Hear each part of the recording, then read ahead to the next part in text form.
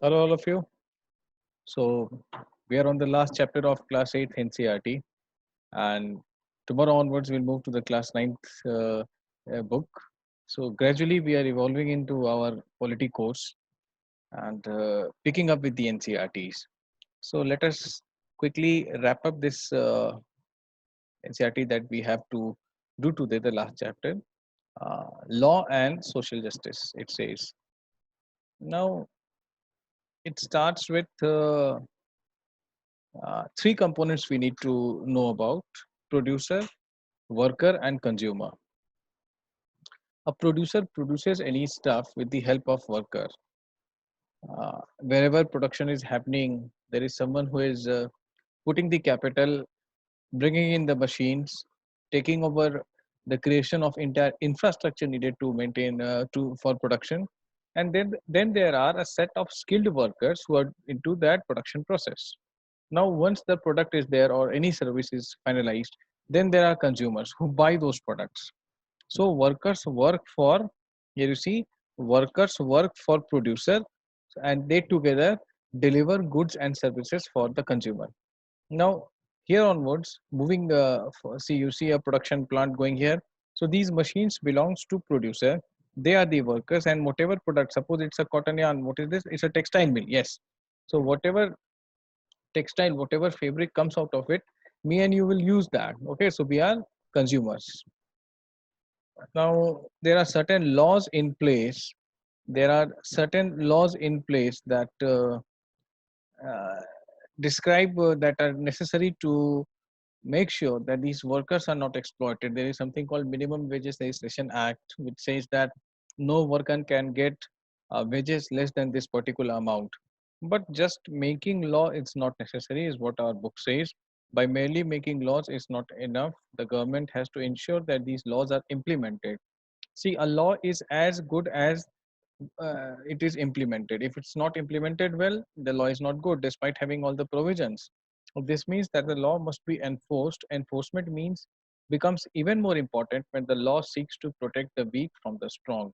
For instance, to uh, ensure that every worker gets fair wages, the government has to regularly inspect work sites and punish those who violate the law. So these are the provisions that government makes. They randomly go to any working site and see if workers are being given fair wages, if they are working under suitable hygienic congenial conditions, is there proper lighting or not, because all are properly are these safety measures properly implemented or not. Whenever you see like here in Delhi, I come across whenever there is an extension of Delhi Metro. So there are instructions written on the site that please wear helmet, please wear your proper gear. And if the contractor is unable to make workers do that, then there will be a raid by the government officials and they will punish him. Maybe he will lose his license. So these are very, very important because life is at risk here for workers who are working here.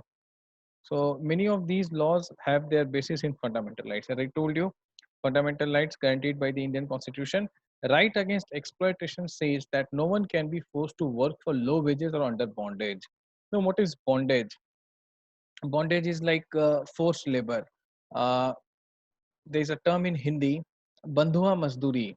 Like you are bonded laborer, you will get some food, you won't get any money. And if someone offers you some work and you are ready to work, but then you both of you, who has offered you work and the one who is willing to work for him, they must arrive at a consensus that there shall be a particular amount of remuneration. If that is not agreed upon, then no one can be forced to work at a lower wage. Again, that is what the constitution says. You cannot force anyone to work at a lower wage or for bonded labor. That's punishable by law. Now, here we are given a very, one very unfortunate incident happened in Bhopal. Bhopal is in Madhya Pradesh on 2nd December 1984. I'm sure you might have heard about it. If not, we'll discuss it.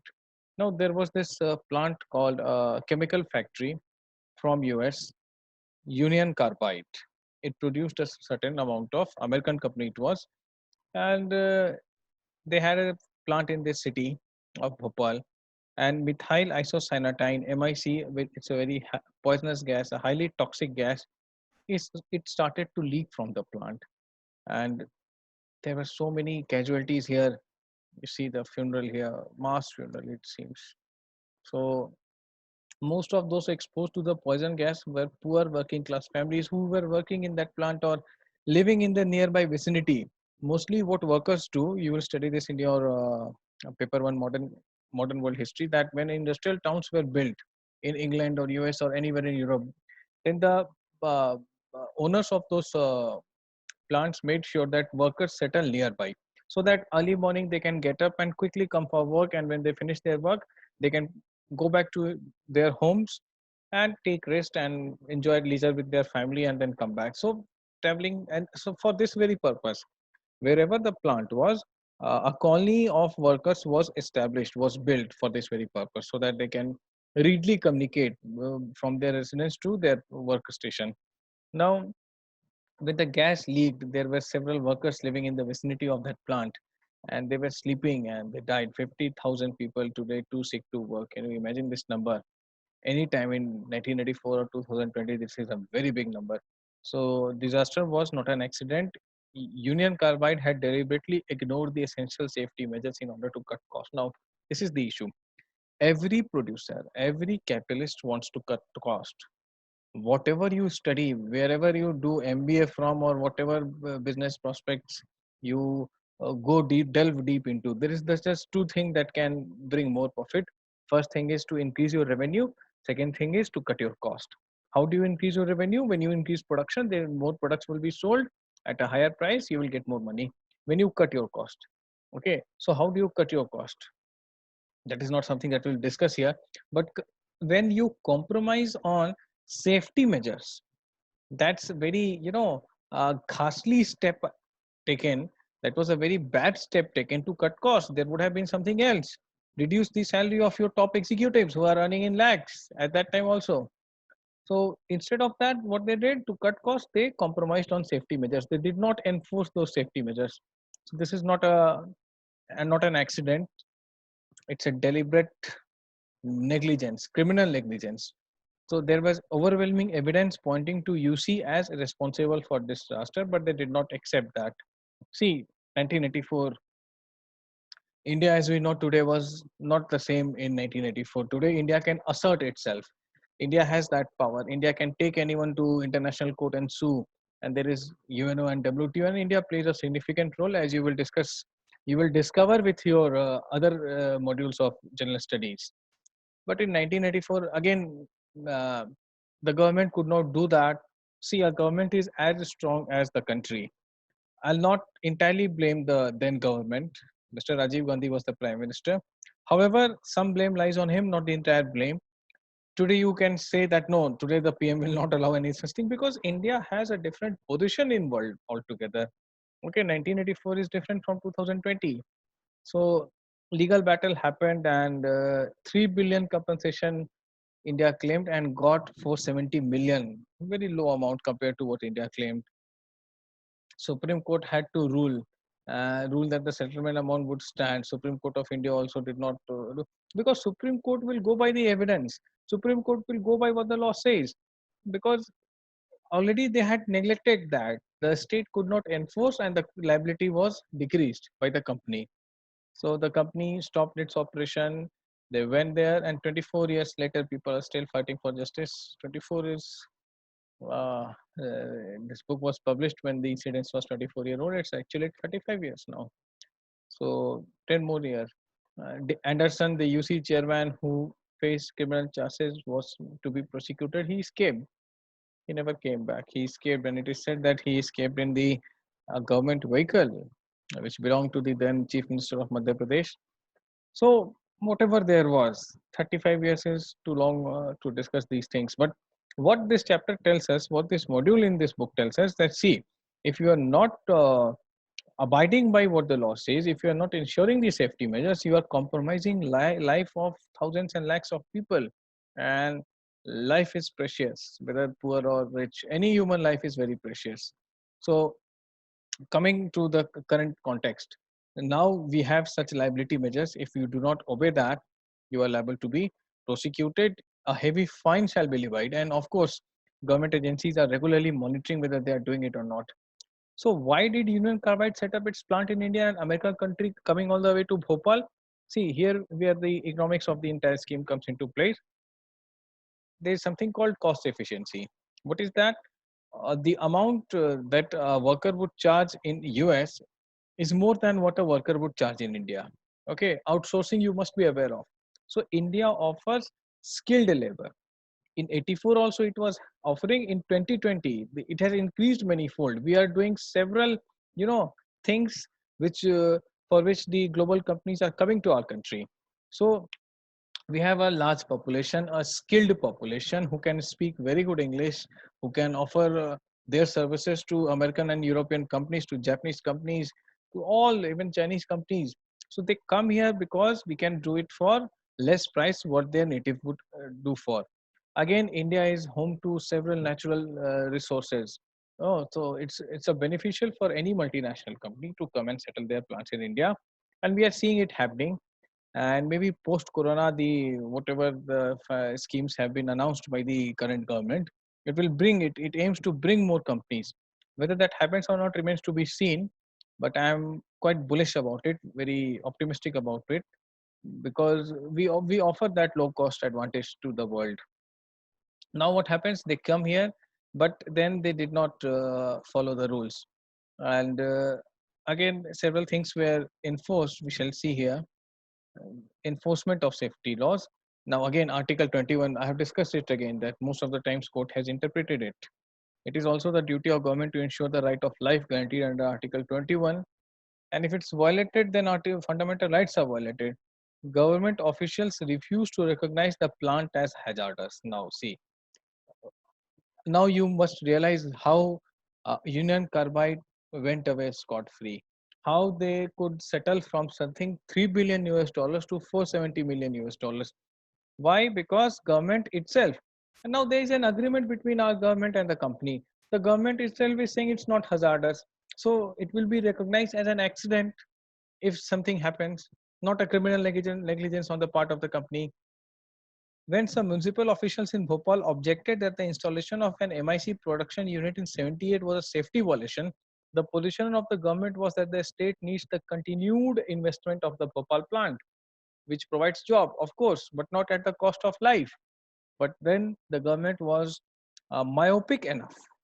They could not see what will happen, because when usually we see such things, whenever we companies come, we do not think that what if there is an accident, because it's a good jubilant mood that investment is coming, people will get job, production will happen. But now we have to think on it. Like when an apartment is being built, you can see that in your city, everywhere in India, you can see that in our cities, in Indian cities, when an apartment is being built, builder thinks, what if there is an earthquake? So let me introduce some measures, some devices that would make this building secure. It's not like that its safety is not on mind. So now we have to make this safety thing very uh, ahead in our priority list. So it was unthinkable, according to them, to ask UC to shift to cleaner technology. Again, the position of India, you know, we were not even fully liberalized. We were still reeling under the old Nehruvian socialism. So it was very unthinkable for us to ask a multinational company to obey what we are doing. Now India has gained that confidence. 1991 new economic policies were announced, and so many generation of Indians have been born who have grown up in liberalized and globalized India. So we know how to make things clear at our end. So it was unimaginable then. It's not the case now. As I told you, India is different what it was in 1984. So again, you can in retrospect we can blame the government and everything, but then, as I told you, the circumstances were entirely different. So it would be little unfair to entirely blame the government at that time. Anywhere, any incidents happens, of course, government is the one who does the things, but then government is as good as the citizens, right? So in 1984 also there are other, this Bhopal disaster has been explained, the aftermaths have also been explained. Now henceforth, now there was so much of protest against this particular accident, so much of discussion happened that it was increasingly felt that now to bring laws that protect us is inevitable. So now the polluter was to be held accountable for the damage done to the environment. Environment is something that people over generation will share, and it could not be destroyed merely for industrial development. Yes, clean life. Clean environment is again right to life. Me and you are entitled to get breathe good air, drink clean water, and eat good food. So when poisonous gases are being leaked, when our rivers are dirty, how do we do that? So again, there is this sewage treatment. If a particular industrial unit is disposing its waste in the water bodies, they need to treat that in their sewage plant because they can dispose it off. So we see things have slowly improved, and it has taken several accidents for us to wake up. But still, better late than never. So I don't guess there is nothing more in this chapter to talk about. A major role of the government is to control the activities of private companies by making, enforcing, and upholding laws so as to prevent unfair practices and ensure social justice. Now, this tragedy has taught us a very valuable, unforgettable lesson, which is here mentioned in these lines. So, we have learned our lessons and we are trying our best to make sure that no company uh, forget walks away after an accident. Ensures a company must ensure that no such accident occurs, and if at all it happens, the liability lies on you. You will be criminally prosecuted, your assets can be even seized. So this is all this chapter is all about, and again it's a part of social justice.